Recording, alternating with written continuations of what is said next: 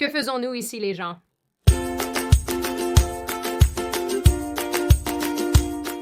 Salut, je m'appelle Sydney, bienvenue à nouveau en enfer.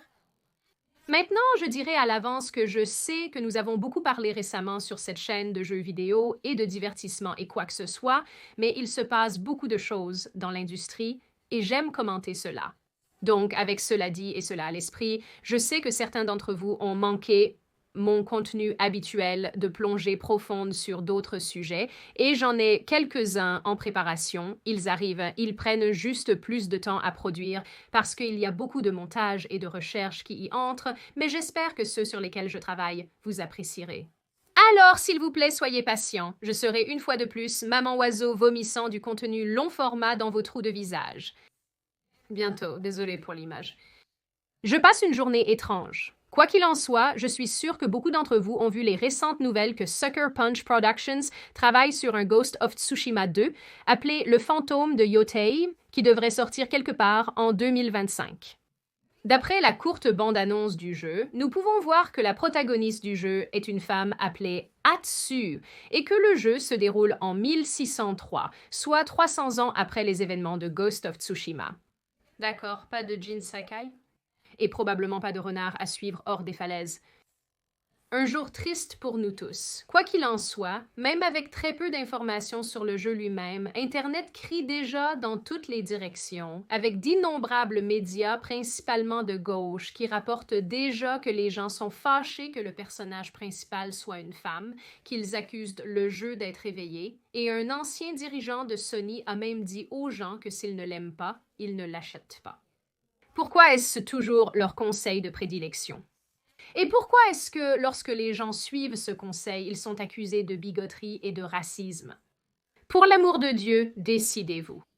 Bien sûr, il y a déjà plein de vidéos partout où les gens se disputent entre eux pour savoir si oui ou non la protagoniste féminine du jeu est une déesse de l'informatique.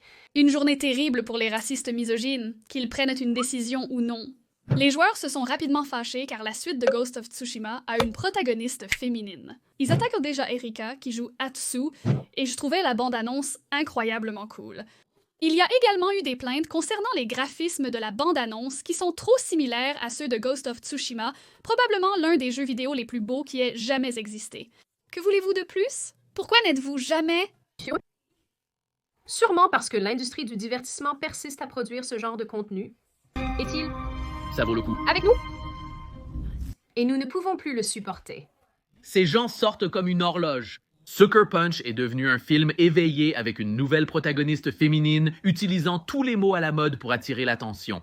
Ce gars mentionne que la nouvelle protagoniste est une femme comme 10 fois différente dans ceci. Vidéo.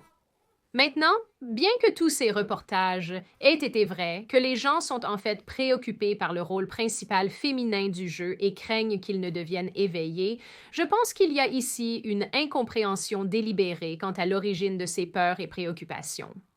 Et en grande partie, cette réaction négative se résume clairement au fait que les gens sont tellement habitués aux messages politiques dans tout ce qu'ils consomment et voient ces jours-ci, que lorsqu'ils entrent en contact avec quelque chose qui y ressemble même un peu, ils ont une réaction épidermique.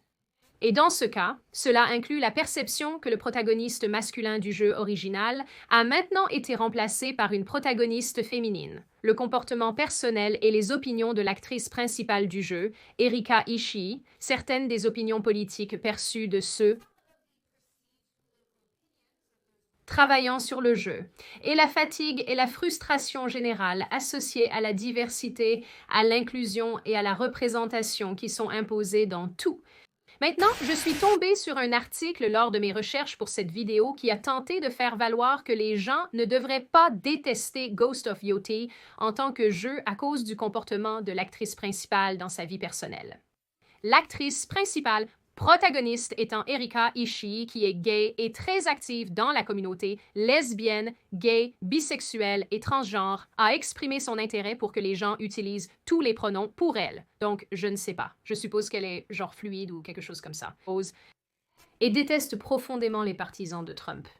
Ceci, bien sûr, a conduit à beaucoup de critiques et d'inquiétudes. Ainsi, avec cela à l'esprit, L'auteur de cet article exprime que la haine pour Ghost of Yotei est sans fondement et inutile si elle est entièrement basée sur les sentiments personnels d'Ishii. Il écrit « Le jeu existe indépendamment de leur vie personnelle et cette limite devrait être respectée. Ah, je vois que nous faisons une chose, ils-elles. C'est vraiment progressiste. Ce genre de choses me rend curieuse sur la motivation derrière le fait de se référer à quelqu'un comme un ils-elles alors qu'ils ont expressément déclaré être à l'aise d'être appelé une femme avec des pronoms féminins. Je viens de pourquoi choisissez-vous la chose étrange? Non, pas cette fois. C'est totalement inventé. Arrêtez d'essayer de rendre non-binaire populaire. Ça n'arrivera pas. Arrêtez d'essayer de rendre fetch populaire. Ça n'arrivera pas. Je ne vais pas mentir, les jours où elle et lui étaient lui, et ils étaient un groupe collectif de personnes, me manquent. Arrête ça. Quoi qu'il en soit, la réalité est que cet écrivain a en partie raison. Un acteur ou une actrice peut être une personne absolument détestable politiquement, dans un sens ou dans l'autre, selon votre orientation, mais faire un travail phénoménal dans son métier. Le problème est, et je pense que c'est ce qui est manqué ici le plus souvent, quand quelqu'un est agressivement de gauche, surtout, cela a tendance à se retrouver dans le divertissement qu'il crée. Parce que s'ils sont aussi actifs politiquement dans leur vie personnelle, ils voient presque cela comme leur objectif principal d'être aussi politique dans tout ce qu'ils font. Et puis, ils se mettent vraiment en colère quand ils réalisent que la grande majorité des gens ne sont probablement pas d'accord avec eux et expriment ensuite ce désaccord sur Internet. On aurait pu penser qu'ils auraient appris maintenant. Le truc, c'est que nous avons vu cette manifestation politique d'acteurs-actrices se dérouler encore et encore dans tant de projets différents, comme si les choses devenaient de plus en plus axées sur la diversité et l'inclusion. Ishii a fait des déclarations sur l'abolition de la police et a essentiellement dit que ceux qui soutiennent Trump soutiennent également le fascisme, le racisme et l'homophobie. Wow, très original, je n'avais jamais entendu ça avant. Ensuite, tout le monde a applaudi, impressionné par tant d'intelligence. Et encore une fois, même si nous ne sommes pas d'accord avec les points de vue d'Ishii et même si nous supposons qu'elle a changé certaines de ses positions depuis 2020 lorsque ses tweets ont été faits, ce qui est évidemment très peu probable, mais je vais lui donner le bénéfice du doute, il est correct de dire que ses opinions et croyances personnelles ne devraient pas jouer un rôle majeur dans le divertissement qu'elle crée. Mais la probabilité que cela soit effectivement le cas est malheureusement extrêmement mince. Surtout lorsque vous considérez que d'autres personnes chez Sucker Punch qui travaillent sur ce jeu sont également des personnes du genre pronom dans la bio. Il y a aussi cela. Une partie du problème ici est que notre amie Erika semble déjà montrer du mépris pour les personnes avec qui elle est en désaccord politiquement, mais aussi pour les personnes qui ont eu une réaction négative au jeu. Je sais, c'est choquant, n'est-ce pas? Lorsque ce jeu a été annoncé initialement, beaucoup de personnes se sont retrouvées bloquées par l'actrice, sans même savoir qui elle était et sans avoir jamais interagi avec elle. Certaines personnes ont même commenté qu'elles se sont retrouvées bloquées même après l'avoir défendue en ligne. Je vais légèrement défendre cela en disant que moi aussi, je suis assez prompte à utiliser le bouton de blocage ces jours-ci, particulièrement sur Twitter parce que je suis d'avis que vous pouvez critiquer quelqu'un ou être en désaccord avec lui de manière respectueuse ou en plaisantant ou en faisant passer votre point de vue sans être révoltant, mais dès que vous êtes révoltant ou que je vous vois être révoltant envers quelqu'un d'autre, je vais vous bloquer. Je vais simplement le faire. Appelez-moi faible et bébé, si vous voulez. Mais je pense que je fais cela depuis assez longtemps pour savoir que être insulté à ce point n'est tout simplement pas pour moi. Je ne bloquerai pas mes interlocuteurs de longue date, car je pense qu'ils font partie de mes plus grands fans. Plusieurs d'entre elles sont présentes depuis longtemps. Admettez-le, tu m'aimes. Alors je t'aime aussi. Le point principal étant que les gens observent le comportement de cette femme, ses opinions politiques, les opinions politiques des gens chez Sucker Punch et l'inclusion d'une protagoniste féminine et arrivent à la conclusion que ce jeu va être plus du même genre. Plus de conneries de patronne, plus d'intrigues trop à gauche et quelque chose qui ne sera jamais à la hauteur de ce qu'était Ghost of Tsushima. Avec tout cela en tête, abordons la question de la protagoniste féminine qui semble vivement échauffer les esprits. Bien que personnellement, je ne trouve pas que les protagonistes féminines soient un problème la plupart du temps, je peux comprendre les gens qui le pensent. Et je peux comprendre dans ce cas précis pourquoi les gens sont très contrariés par cela. Mon ami et collègue YouTuber Endymion est devenu viral après avoir tweeté sa déception lorsqu'il a vu que le rôle principal du fantôme de Yotei était une femme. Il a exprimé qu'il en avait assez de cette domination féminine, pour ainsi dire, qui est imposée à tout le monde. C'est aussi ce qui a conduit cet ancien dirigeant de Sony à tweeter que si les gens n'aiment pas le jeu, alors ils ne devraient pas l'acheter. Endymion a fait une vidéo sur ce sujet, disant qu'il n'a pas de problème avec les bons personnages féminins, mais préfère jouer des personnages masculins la plupart du temps. Le lien de la vidéo sera dans la description si vous voulez la regarder vous-même, ce que vous devriez faire. C'est plutôt bien. Maintenant, pour être parfaitement clair, il est tout à fait normal de ressentir cela. Choquant, je sais. Les gens ont des préférences. Les joueurs ont des préférences. Qui l'aurait cru? Je ne dirais pas avoir une préférence ici, car je suis parfaitement à l'aise de jouer l'homme musclé géant. Pourquoi pas? Dans le même ordre d'idées, je suis à l'aise de concevoir de mignons personnages de filles avec lesquels jouer quand j'en ai l'opportunité. Quand je joue à Far Cry 5, je fais de Rook une femme, puis je prétends qu'elle court partout en se faisant mordre par des pumas et en donnant des coups de pied aux sectaires, comme Dieu l'a voulu. Mais voici où je me situe sur le mécontentement des gens à propos de ce problème spécifique.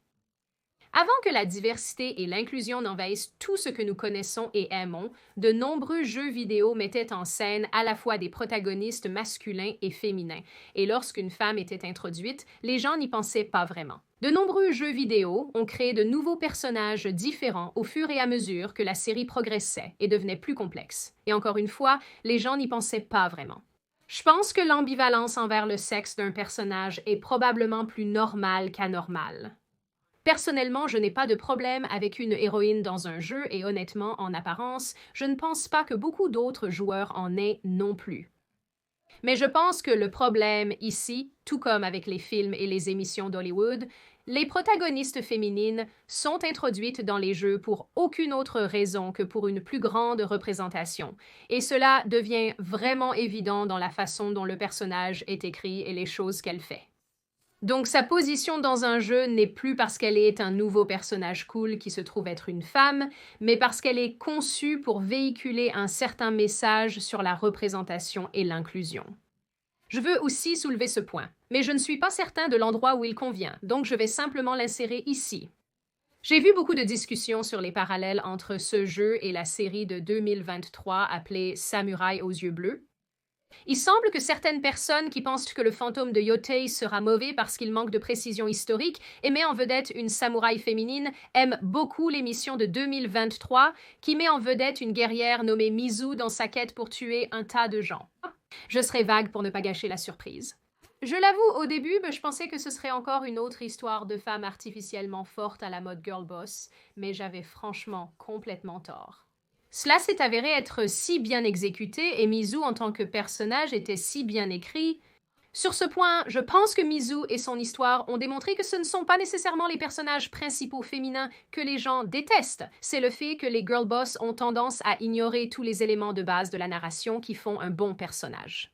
Un article de Brandon Morse de Red State a expliqué pourquoi il est plus difficile mais utile d'écrire de bons héros d'action féminins. Il soutient que ces personnages féminins doivent être représentés différemment pour réussir. Alors qu'une femme peut être une épéiste douée, par exemple, peut être même meilleure que ses homologues masculins, son parcours pour acquérir cette compétence est plus difficile en raison de ses limitations physiques. Cette épreuve rend sa victoire encore plus puissante. Cependant, la narration moderne évite de montrer les personnages féminins comme plus faibles, manquant ainsi une occasion de souligner leur force à travers la lutte. Blue-Eyed Samurai, par exemple, a très bien géré cela avec Mizu, dépeignant son voyage douloureux, embrassant sa féminité et la montrant comme une véritable guerrière et pas seulement comme une simple patronne. Et je pense que ce résumé est honnêtement plus ou moins vrai. Malheureusement, parce que nous avons été exposés à beaucoup de messages politiques et de sensibilisation dans les jeux vidéo, particulièrement récemment, il y a une réaction instinctive et immédiate à la vue d'une protagoniste féminine qui est parfois, si nous sommes honnêtes, un peu injustifiée. Et c'est triste que cette question soit devenue un baril de poudre culturelle, car comme je l'ai déjà dit, et dans beaucoup d'autres vidéos, il y a toujours de la place pour raconter une grande histoire menée par une femme. Je peux aussi comprendre dans ce cas pourquoi beaucoup de gens ressentent de la déception de ne pas voir la suite de l'histoire de Jin Sakai dans le nouveau jeu Ghost, et pourquoi ils ont l'impression qu'il a été mis de côté pour imposer une autre histoire menée par une femme. Honnêtement, nous ne savons pas pourquoi cette décision a été prise, mais je pense que c'est un signe des temps que les gens supposent automatiquement le pire des intentions, parce que c'est le décor qui a été installé pour nous tous. Le point essentiel ici, à mon avis, est qu'il n'y a rien de fondamentalement mauvais à introduire un nouveau protagoniste, et il n'y a également rien de fondamentalement mauvais à ce que ce protagoniste soit une femme. Ghost of Tsushima a été extrêmement bien réalisé en tant que jeu, et c'est pourquoi les gens ont probablement une réaction aussi forte à ce prochain, car nous avons été construits et déçus encore et encore avec des suites qui sapent l'excellence du jeu ou de la création initiale. Mais malgré toutes nos nombreuses réserves, basées sur ce que nous savons du jeu original, et sur cette seule base, il n'y a aucune raison réelle de croire que Ghost of Yotei sera terrible. Et vous savez, personnellement, j'ai en fait un peu hâte de voir cela. Vous savez, malgré toute la controverse ici, et les absurdités et les conneries qui accompagnent tout dans ces espaces de divertissement, j'espère vraiment que c'est un bon jeu. Et j'espère que non seulement moi, mais tout le monde qui aime ce genre de jeu l'apprécie vraiment. J'espère vraiment, vraiment que cela soit à la hauteur du battage médiatique du jeu original, et j'espère aussi que cela réussisse bien avec cette héroïne, ainsi qu'à raconter une histoire vraiment, vraiment géniale. Finalement, c'est vraiment, vraiment triste que les développeurs de jeux occidentaux en particulier aient traumatisé les joueurs à tel point que chaque jeu est autant scruté. Mais au final, je crois fermement que c'est encore un autre cas de « on récolte ce que l'on sème » et j'espère que Sucker Punch est assez intelligent pour bien traiter les fans plutôt que d'investir dans des messages politiques. Maintenant, je donne la parole à tous. Qu'en pensez-vous tous? Êtes-vous quelqu'un qui pense que c'est une réaction excessive à la bande-annonce initiale et que tout le monde a perdu la tête? Pensez-vous qu'il y a une raison pour laquelle les gens sont très préoccupés par ce prochain jeu? Selon vous, est-ce légitime ou non? Pensez-vous personnellement que ce jeu sera éveillé et terrible et qu'il est déjà mort dans l'eau? Ou vous êtes de mon côté prêt à lui donner une chance en espérant le meilleur, quitte à potentiellement vous tromper, mais au moins avec une attitude positive? Et ce que vous pensez généralement de ce problème dans l'ensemble? Si vous êtes arrivé jusqu'ici dans la vidéo, bravo comme d'habitude. J'aime toujours vous avoir avec moi pour le voyage complet. Si vous êtes nouveau ici et que vous n'êtes pas encore abonné et que vous aimeriez voir plus de moi et plus de ce genre de contenu, n'hésitez pas à vous abonner à la chaîne ainsi qu'à laisser un j'aime et un commentaire sur cette vidéo car je lis la majorité d'entre eux et j'aime vos retours. Si vous avez une suggestion de vidéo ou quelque chose que vous aimeriez que j'examine, n'hésitez pas à me le faire savoir car je les examine et j'ai une liste en cours. Mais comme d'habitude, on se retrouvera dans la prochaine vidéo, mes chers téléspectateurs.